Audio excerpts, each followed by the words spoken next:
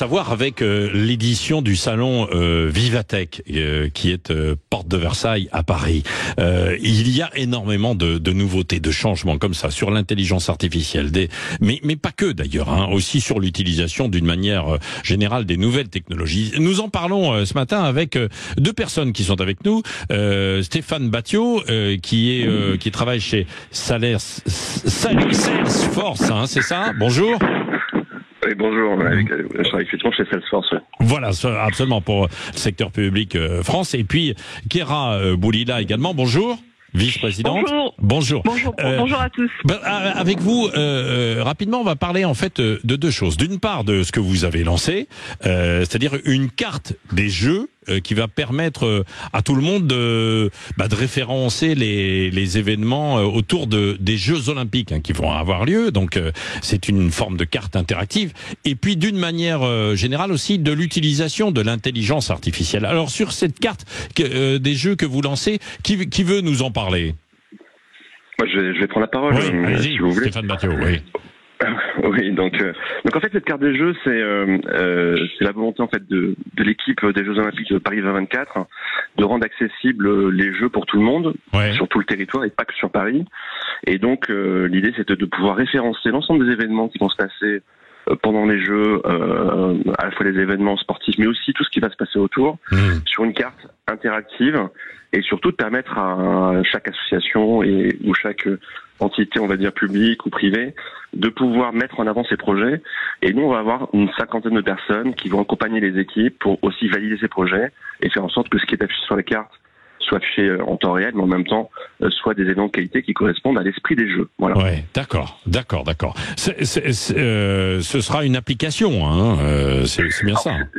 C'est déjà une application. En fait, sur l'application des Jeux Olympiques, que vous pouvez déjà télécharger, qui s'appelle Olympics. Vous avez différents onglets, dont l'achat de tickets, etc. Et vous avez un nouvel onglet qui vient d'arriver, qui s'appelle la carte des Jeux, qui va permettre à chacun de trouver en fait le bon événement autour de chez lui, que ce soit à Paris, mais pas qu'à Paris, ça peut être aussi partout en France, à Marseille ou autre, justement pour profiter aussi de ces jeux à sa manière. Oui, d'accord. Et Kéra Boulila, alors est-ce qu'on utilise pour cette carte, comme pour l'ensemble de ce que vous développez, l'intelligence artificielle, qu'on évoquait d'ailleurs juste avant pour les doubleurs dans le cinéma? Alors, ce qu'on utilise effectivement pour cette carte des jeux, ce sera des solutions Salesforce. On a plusieurs solutions Salesforce, qui est un ensemble d'applications pour permettre le lien entre les entreprises et leurs clients. Et la particularité, c'est sur cette carte des jeux, quand vous appelez pour savoir s'il y a un événement autour des Jeux Olympiques, autour de là où vous êtes, bien c'est une personne qui va pouvoir utiliser des applications Salesforce et pouvoir répondre à votre question. Ouais, d'accord. Est-ce que, avec ce secteur de l'intelligence artificielle dont on parle beaucoup, est-ce qu'il va créer aussi des emplois? Parce que les gens sont un peu craintifs quand même face à l'intelligence artificielle. Et c'est tout à fait normal, puisque on parle d'une véritable révolution autour de l'intelligence artificielle. Donc les premiers secteurs ou les premiers aspects sur lesquels l'intelligence artificielle va s'appliquer, c'est toutes les tâches qui sont répétitives. Donc toutes les tâches répétitives, et on a des études qui montrent que près de 60% des activités dans un travail sont répétitives. L'intelligence artificielle va d'abord s'appliquer sur ces tâches-là. Ouais, d'accord.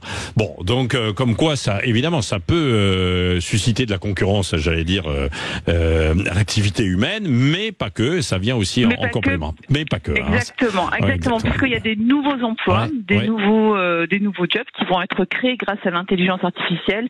Alors, sans rentrer trop dans le jargon, mais il y a des activités type des prompt ingénieurs qui vont se créer pour pouvoir utiliser au mieux l'intelligence artificielle et trouver tous les cas d'usage dans les entreprises pour cette intelligence artificielle. Voilà. Bon, tout ça, vous pouvez le découvrir à Vivatech. Merci à tous les deux d'avoir été avec nous pour nous présenter ça ce matin en direct sur Sud Radio.